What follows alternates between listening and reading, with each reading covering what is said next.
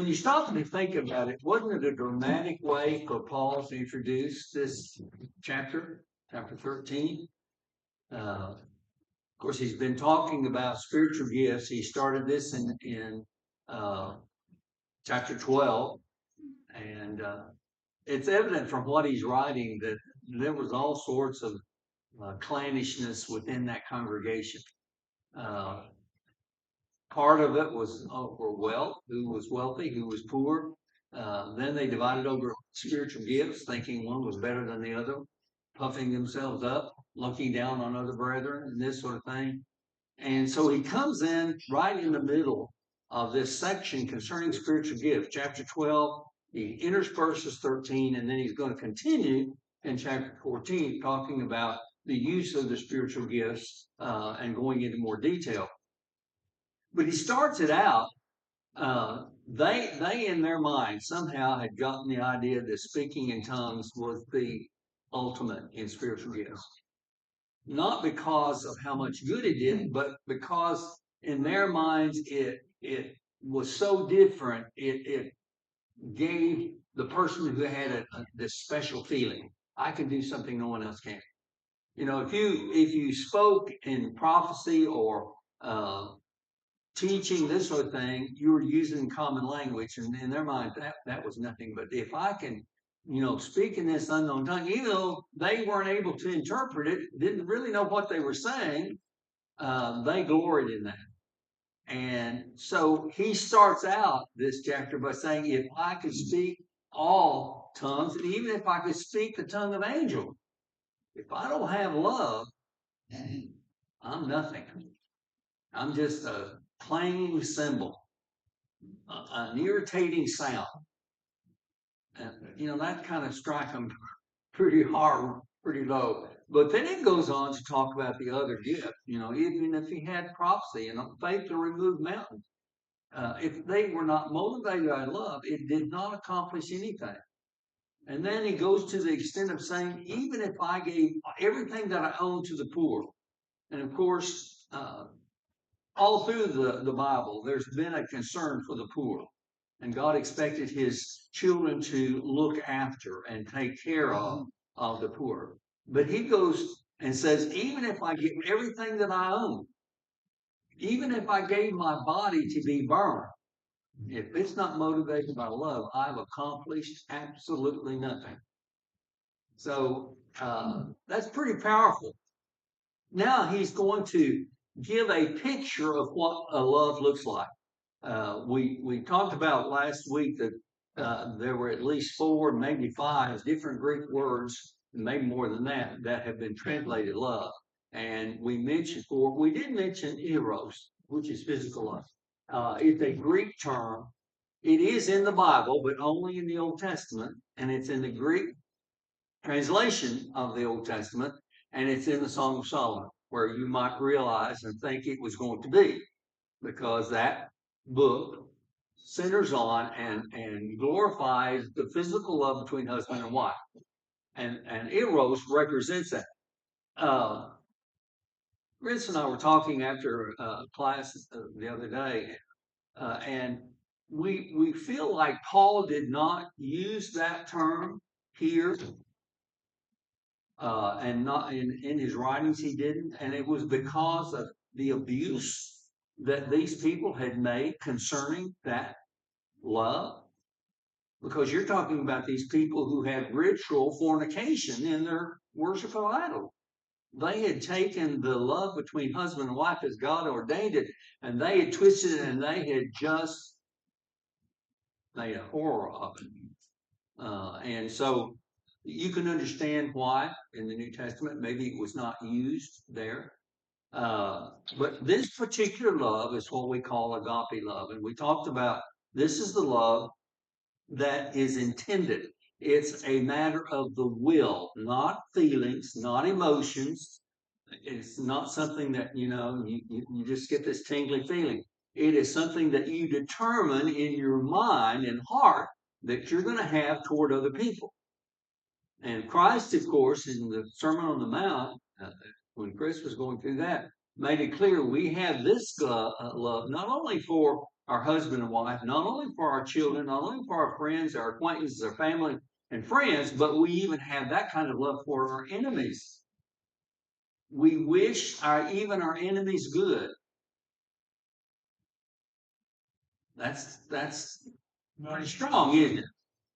That's not easy. No, it's not. But that's what Christ calls us to do. And he says, if you can have that kind of love, then you're going to be loving like the Father that God loves, because he loves the bad and the good. He sends his gifts and he showers us all, whether we're good or bad.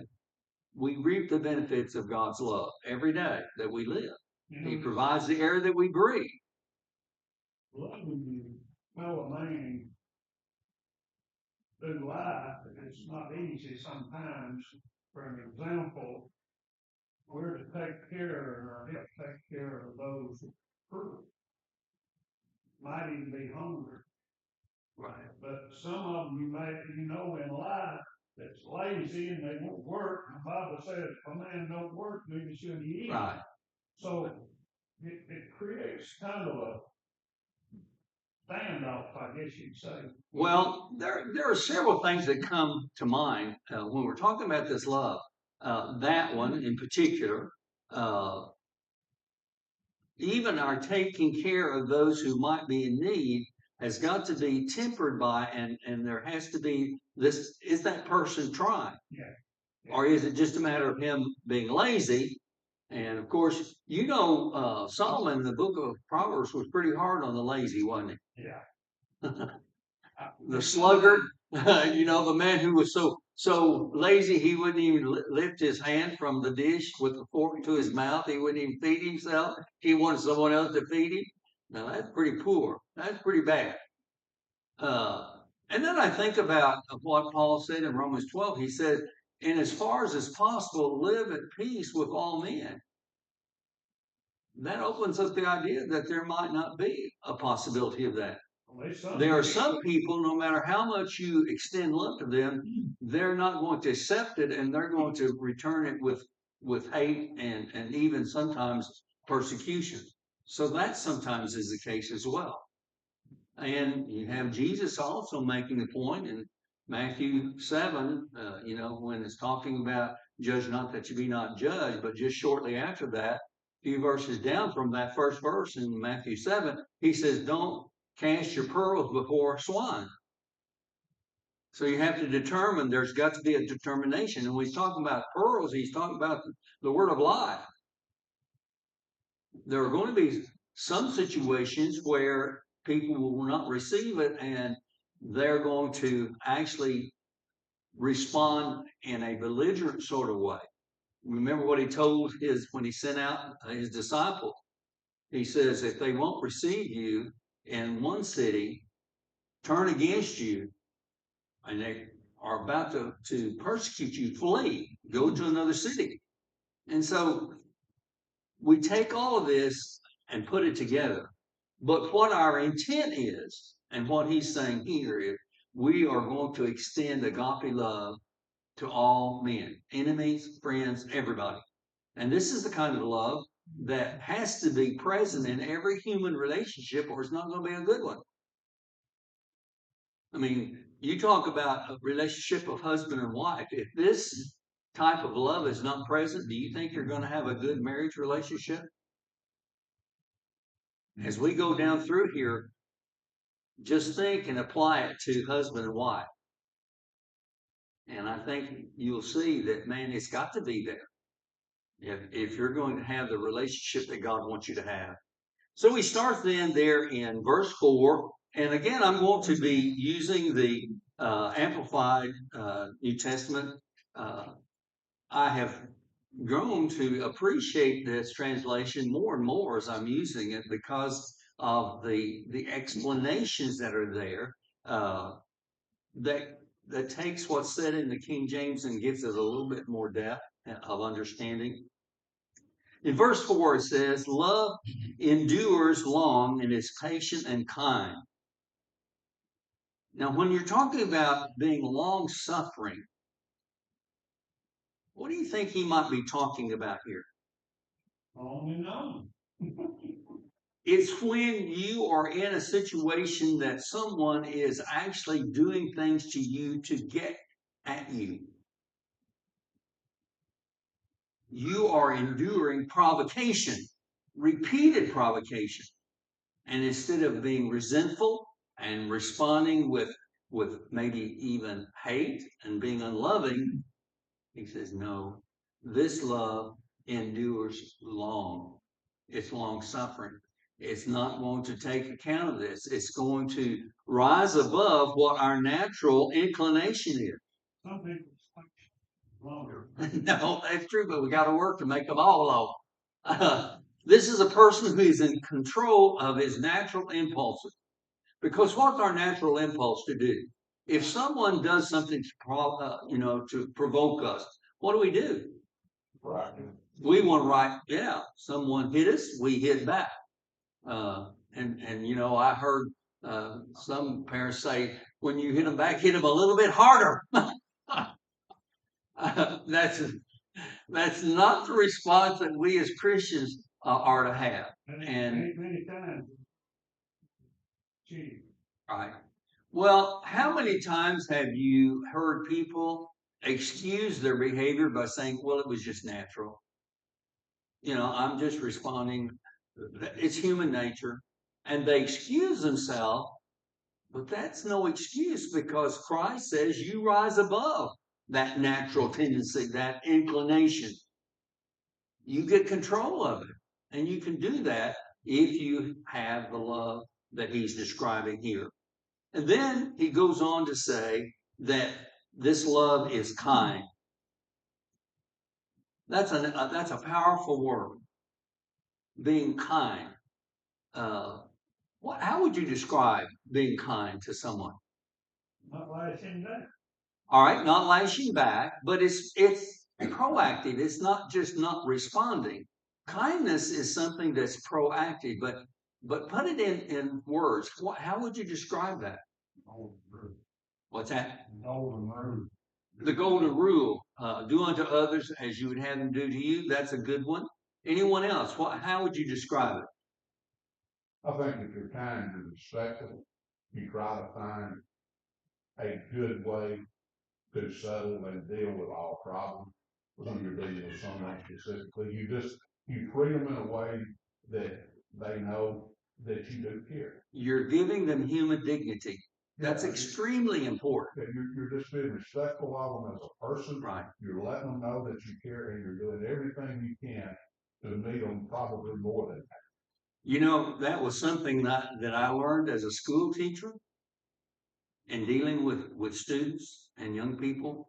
It was extremely important to them for you to give them a respect as an individual. They could misbehave, but when you discipline them, you did not belittle them, right, and take away their dignity and their self-respect. And then they responded in kind. It was easy for them. When you treat them with respect, it's easier for them to treat you with respect. What other words might you use for kindness? Ruth says the point benevolent.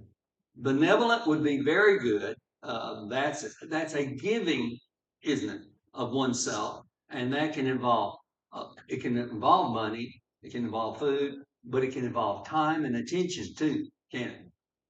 I think of the word compassion. Yeah, Do you like a person that's compassionate who, when they are around you, you just feel the love that they have for you? And it's the idea that if I can help you, I'm going to help you. throughout life, I'm a people watcher. I'm bad at it. That's not necessarily bad.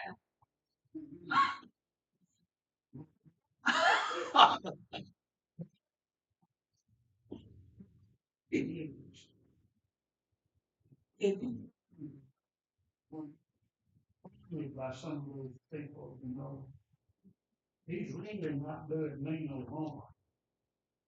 Now, if he goes back to hit me, I don't know what I'd do. Duh.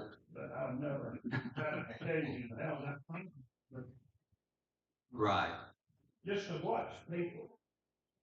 I made up my mind a long time ago, I wasn't going to be that. I said one time that I don't understand the word hate. And I don't. It's hard for me to get that in my mind when they talk about hating somebody. Well, hatred comes from let's say, a selfish and greedy nature that people have, and you don't have it. Uh, it's people who take account of wrong. They're easily offended, and they judge motives. They feel like anything that anyone does, it's a matter of trying to get them. And so their response, again, is their human nature is then they respond with hatred. Jealousy over what other people have. Yes, sir, Chris. Just listening to all the observations. Have you ever seen a dog that's been abused? How coward, not coward like a yellow belly, but somebody they're backing down. Right. The only person who can win that spirit back is a kind person. And so we see this in our modern society today, where we treat abused dogs better than we treat abused humans. Yeah. There's a reason why people respond the way they do. There's a reason why people act the way they do. There's a psychology to this. But if we are kind, like we would be to a stray animal, you're going to win that person to love. Right. No matter what your ideology is.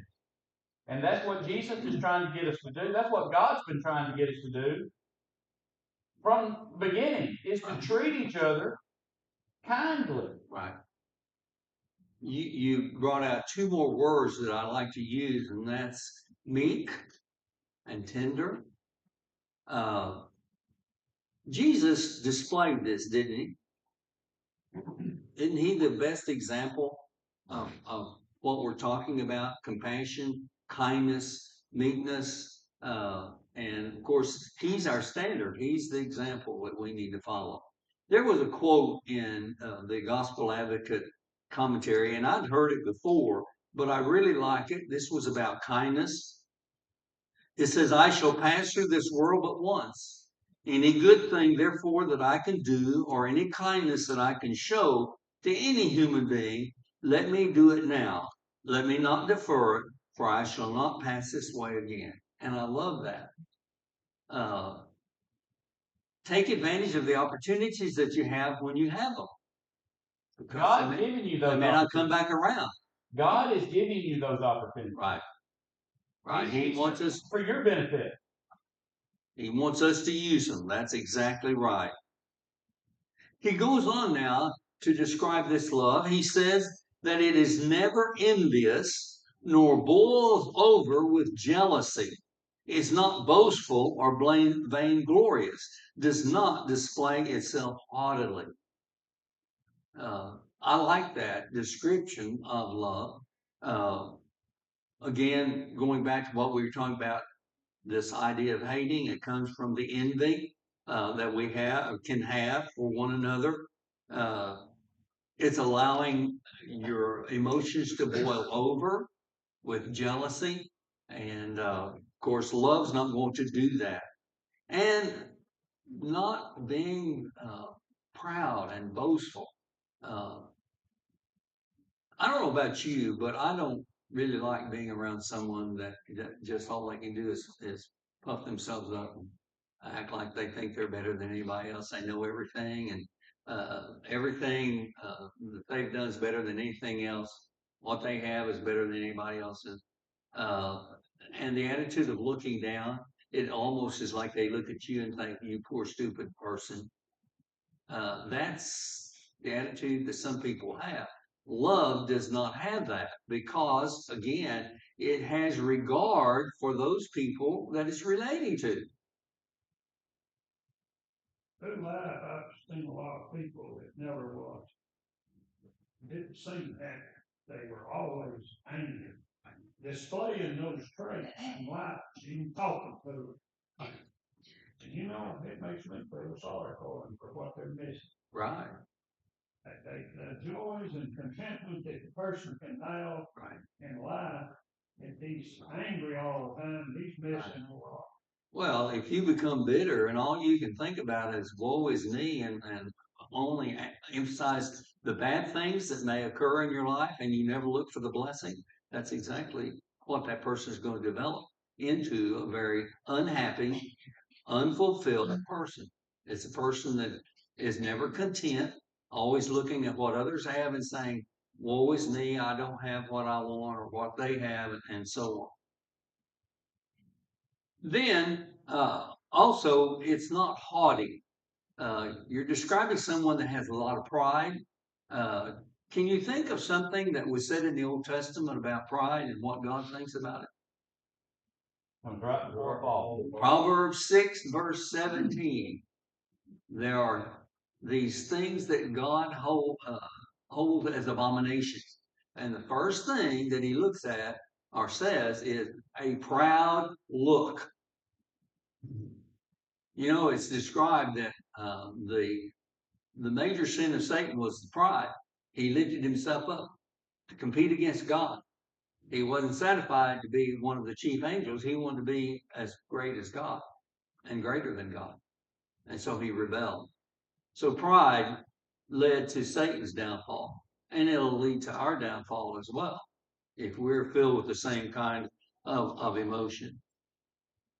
It says it's not conceited, arrogant, or inflated with pride. It is not rude, unmannerly, and does not act unbecomingly. The King James just simply says, does not behave itself unseemly. And that unseemly is basically what's being described here in the Amplified. It's a person who knows how to behave himself in every situation. It is never rude. It never does anything that is inappropriate in whatever situation that it finds itself. Love has a concern about others and their sensitivities, things that might offend, and so that's the motive that we as Christians are to have. We're to hold others in high regard and not elevate ourselves and not behave ourselves in situations with no regard to what propriety would call for. And so that's what he's talking about here. Love does not insist on its own rights or its own way, for it is not self-seeking. That's kind of the key to the whole thing, isn't it? The only way we're going to have the kind of love that Paul is describing here is to be an unselfish person who puts others before ourselves, who doesn't just go about looking about what pleases me, what I want, but is interested in others. It's not touchy or fretful or resentful. Now you think about that in relationship to other human beings. And like I said, put all of these in context of your marriage. If you were married to a mate who had this attitude that we've talked about of being haughty and full of pride and looked down on like you were a servant, would you be very happy? Let's say you had a husband that was like that. It was all about him. You serve me. You fix for me. You do what I want. You have to regard me as your boss because you are inferior. You're weaker than I am. You're not as intelligent as I am, and I'm the one that's to say what we're going to do and where we're going to go and everything else. Would that be a good situation?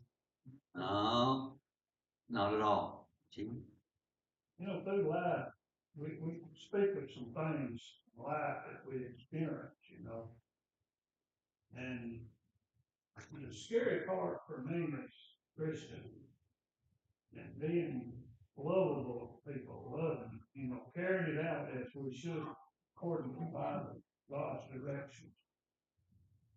Seeing a lot of these things is made us defensive, and that may not be the proper word of what I'm thinking. But I get a little bit scared that we might be endangering our own soul sometimes. Well, I think what we sometimes do is we become fearful that we're going to be taken advantage of. Yeah, we will be taken advantage of. And we will be. And that's what this whole thing is saying. Even if you are taken advantage of, you're long suffering, and you're not going to take account of these things, you're not going to hold a grudge, you're going to go ahead and behave yourself as a Christian no matter what other people do. Well, I handed a man $20 one time. Him telling his wife had a wreck car when she was in the hospital, and he needed to go. And the man was going to carry him only $20. Well, I went ahead and gave him $20. Sometime later, seen that same man singing that same song for somebody else, and I wouldn't hand him $20 today. So that was what I was getting at when I said it could get to the point where maybe we're in danger. So, Well, I think God wants us to use discretion, even as a congregation, as far as benevolent work that we do. I don't think that we open ourselves up and become known as the one who doles out to anybody, no matter what the circumstances are, and no matter what the background is, or no matter what the use is going to be made of those funds. I don't believe the Lord intends that. I think that we are to use some discretion like that. Now, are you going to be held judged because he misused your $20?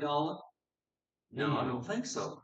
I think he's going to be judged if he misused that and did not use it for the intended purpose. You are going to receive your reward for doing good.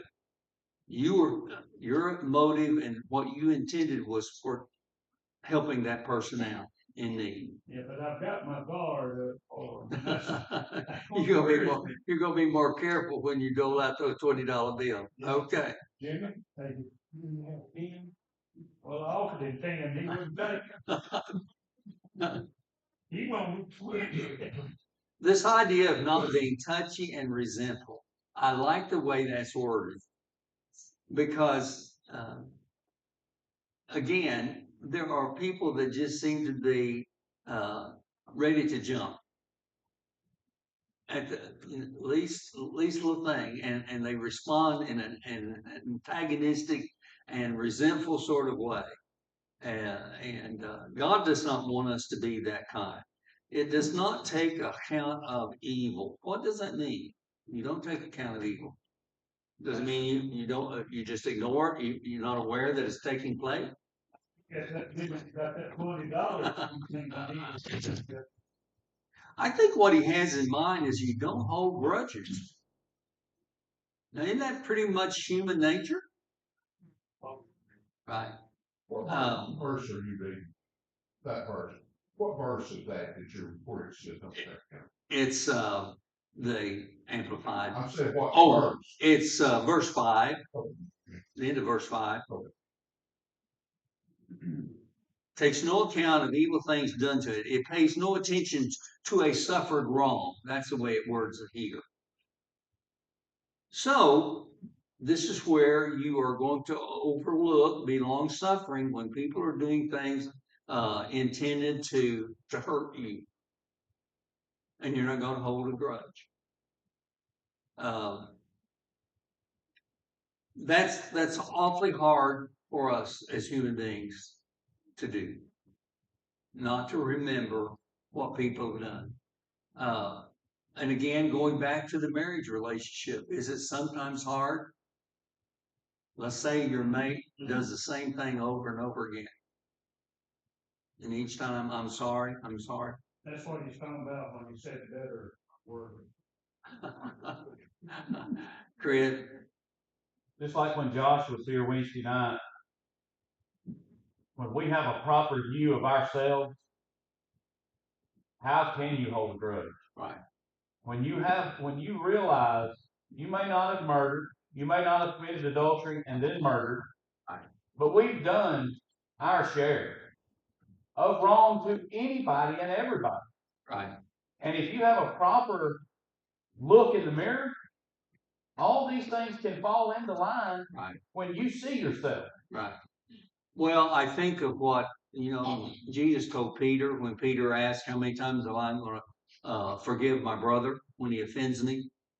He thought 7 was a perfect number. And then Jesus came back and said, no, 70 times 7 or infinity. As often as that brother repents, you be willing to forgive. And certainly that needs to be within, a marriage relationship or any human relationship. Because if you keep a grudge or you keep remembering them, when it happens, and let's say it's triggered again, you're going to respond not just to that one time, but you're going to respond to all this buildup in your brain. And it's not going to be good. Things are going to be said that you cannot take back. And they're going to be remembered. And that's the danger of doing something that is irreparable. Once words are said, you can say you're sorry, but you can't take them back, and they're planted in the brain of that other person. And so that's the thing you want to guard against. Great. What would we do if every time we asked for forgiveness, the person said, well, I remember forgiving you in 1972 for this, and 1973 for that, and 1974 for that. And imagine the conversation that has to take place before forgiveness. Does our God do that? I hope not. Sometimes we think too highly of ourselves to the point to where we take that out on others. Right. Well, I think you had a perfect point. If we keep in mind ourselves in relationship with God and how often we have to go to God and repent and say, please forgive me, I fell again. My mouth got run away with itself, and I said things that I should not say, or whatever the sin might be. We've had to go and repeatedly ask God to forgive us. And so if we're to love as God loves, as Jesus wants us to do, then we're not going to be that kind of person who's going to hold grudges and remember every time that someone irritated you or violated you in some way. Sure. I agree with everything you said about the legal component, but I think there's another thing here that we're not perceived. We don't go up, like Jimmy had a situation where a guy fined him out of $20. The next time that there's someone in a desperate situation, I don't think our first thought is to be an evil thought, so I bet he's going to find. Okay. I think this love that's been described here is give the benefit of the doubt until you know you can't. Yes. In fact, this is going to be said. And when you go and you continually help, if you've got a family member that's struggling with alcohol or drugs, you don't try to help them initially and then say, that didn't work, they're on their own. Long suffering means you continue. As long as the motives are right, as long as there is someone there that you love and you're caring about and you're trying your best to help. And then the next situation, if that fails, you don't go up and evaluate that initially and say, oh, this is no good. That person, I think there's that component with that. Oh, it definitely is, Joey. I don't know about you, but I have been aware and heard things said in a congregation when someone would go forward, and it's someone who repeatedly goes forward, and the comments were not kind about his penitence or his forgiveness. And that's wrong. We can't have that attitude. Every contact we make, every interaction we have, we're supposed to give that from our side an opportunity to be good. Exactly. We're supposed to extend ourselves in a loving way If it's proven it can't be, as the apostles were told, we can walk away from that. But if we get burnt a few times, we don't look at everything to be a bad situation or a negative situation. We continue to go at it and hope that love and concern will help that person. That was something else that I learned in teaching school. I determined that I was going to let my students know that I believed in them and that I thought that they were going to behave and that they were going to do their work. That was the way I approached it. And for the most part, they tried to live up with what they perceived my perception of them. And then once I became a principal, I worked with young teachers and this sort of thing, and I had to deal with those that went in with the opposite. They went in with the attitude, I know you're going to misbehave. I know you're going to not do this. And of course, they then lived up to what they perceived that teacher's opinion was of them as well. Well, if love couldn't be that way, how would God have to see? There's been millions and billions of people lived before us that didn't live the way he would do. Would he be at a point today so that mankind is just Right. There's nobody ever going to respond. Nobody's ever going to obey the gospel. Nobody's ever going to repent. So you have to give it an opportunity to be good. Right. Now it may be proven that it can't be, and that's one of those that you have to walk away. Well, that was his opinion of Sodom and Gomorrah. You could just, you could, at the end, Right. they would destroy it. Right. For the sake of 10 righteous, he would have spared Sodom. And that's a sad commentary on Sodom, isn't it? That's like the world described in Genesis 6, when only Noah and his family were found to be righteous, walking with God. And the vast population had to be destroyed. That's sad. Going on here in verse 6, it says, it does not rejoice at injustice and unrighteousness. The word in King James is iniquity. That reminds me of a statement that Paul made over in Romans, the 1st chapter, and in verse 32. And if you'll recall, when we went through Romans, the 1st chapter of Romans is where he's talking about the Gentile world, and he's talking about all these sins that they were guilty of and this sort of thing. And this is bringing that to an end. And what he went on to say is those who rejoiced in the evil that was being done. Not that they were participating, but they were rejoicing in it. So they were giving their endorsement. They were guilty just like the ones who were doing it. And so this is saying love does not rejoice in evil. It's not going to look with pleasure on that type of behavior. He says, but it rejoices when right and truth prevail. Love takes a stand for that which is good. It's going to give its endorsement to that which is good. Sometimes that's not all that easy to take a stand for what's right, depending on the company that you're in.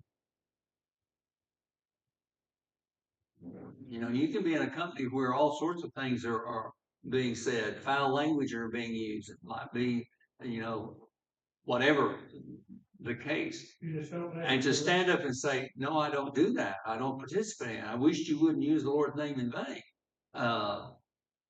That's taking a stand for what's right. And so love is in that, this love that God wants us to have. Then verse 7 says, love bears up under anything and everything that comes, is ever ready to believe the best of every person. Joey, that's what we were talking about, and you stated that, and I knew that it was coming. It was actually stated. Yes, you don't automatically think the worst. You think the best. You give the people the benefit of the doubt. You don't judge their motives. Right. The formula. Right. We're in no position to judge someone else's motives because we can't see in their heart. Only God can do that. And there have been so many mistakes that have been made when someone presumed to judge someone's motive. I think I may have used this example before, but when I was at Harding College, I heard about this young girl that she was called to the president's office and she was informed that one of her parents had passed away. Well, on leaving the president's office and going down the steps from the administration building, she was met by some of the girls who considered her a friend. And they spoke to her. She totally ignored them.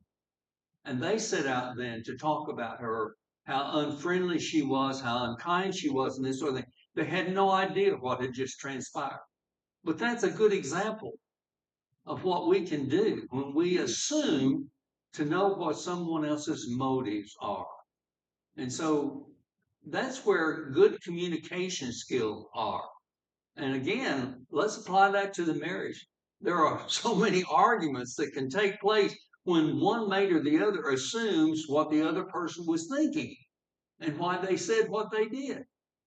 And they can become hurt and offended and then respond like that when if they had just talked it out, they could have found out, no, that wasn't what was intended at all. That man didn't intend that insult that the woman took as an insult at all.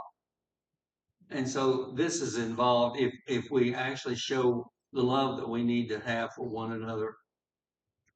Is ready to believe the best of every person. It hopes are fadeless under all circumstances. It never gives up hope. No matter how many times, people trip up, no matter how many times they offend, the hope is that the time will come when that will not happen anymore. That person is going to be what they ought to be. And it says it endures everything without weakening. So love is ever strong. Whatever the circumstances, it's going to stand strong. Verse 8, love never fails. Now, when it talks about never failing, what it's talking about, it never ends. Love never ends. This love goes on and on and on.